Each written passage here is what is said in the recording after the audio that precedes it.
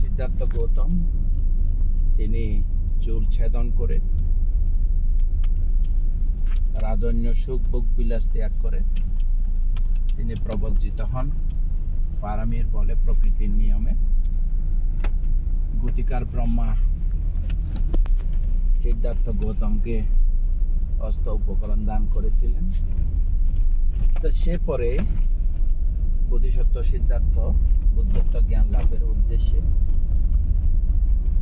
এই নদীর উজান ভাতি, কখনো রাজগিরে,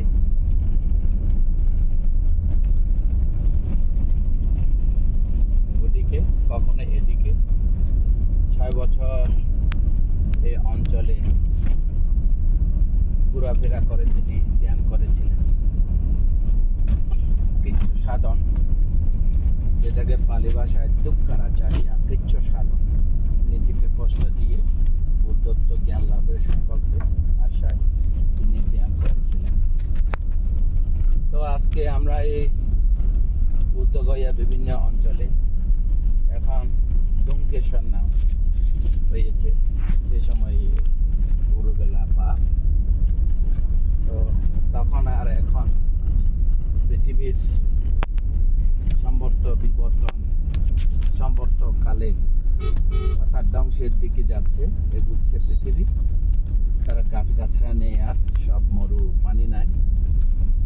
সময়ে হয়তো পানি ছিল আরমা নদী, দরঞ্জরা নদীতে, এখন পানি নাই, পানির স্তর নেমে গেছে অনেক গভীরে, প্রায় 200-300 ফুটের নিচে নেমে গেছে।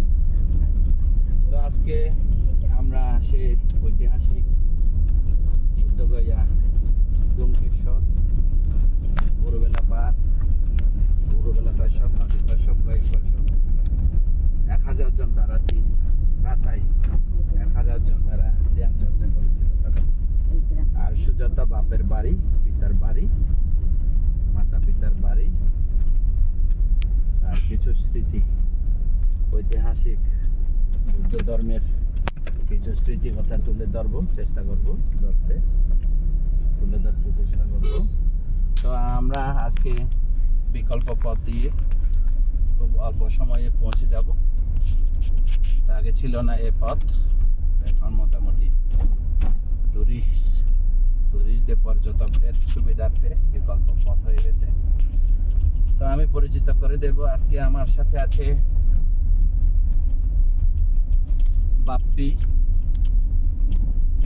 আমাদের ড্রাইভার, বুদ্ধগয়া প্রতিষ্ঠিত সৌদিয়ান নন্দপাল পান্থের প্রতিষ্ঠাতা, তার প্রতিষ্ঠান প্রতিষ্ঠিত বুদ্ধগয়া বন বিহারের ড্রাইভার, সবসময় আমাদেরকে সহযোগিতা করে, অর্থাৎ যান দান সুদান। তো আমাদের সাথে আছে, আমি দেখাচ্ছি সুন্দর করে, আজকে নতুন প্রবর্জিত, ওনার গৃহী নাম জানি না, জুয়েল, হ্যাঁ গৃহী নাম জুয়েল, এখন প্রবর্জিত, নবপ্রবর্জিত, তার নাম জ্ঞান। বুদ্ধ শব্দের অর্থ জ্ঞান, বুদ্ধিগা বৃক্ষমূলে প্রাঙ্গণে তিনি প্রবর্জিত হয়েছেন।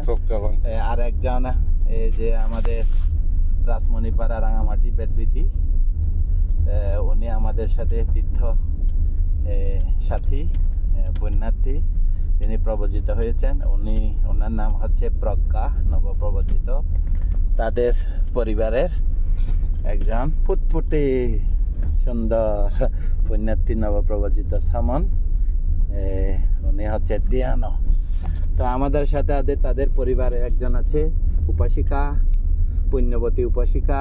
আর মাঝখানে আছে আমাদের বান্দরবান থেকে আচ্ছমা নেওয়া, তিনি উজানিপাড়া থাকেন নিবাসী, তিনিও আমাদের সাথে আসলেন বুদ্ধগয়া খুব সকালবেলা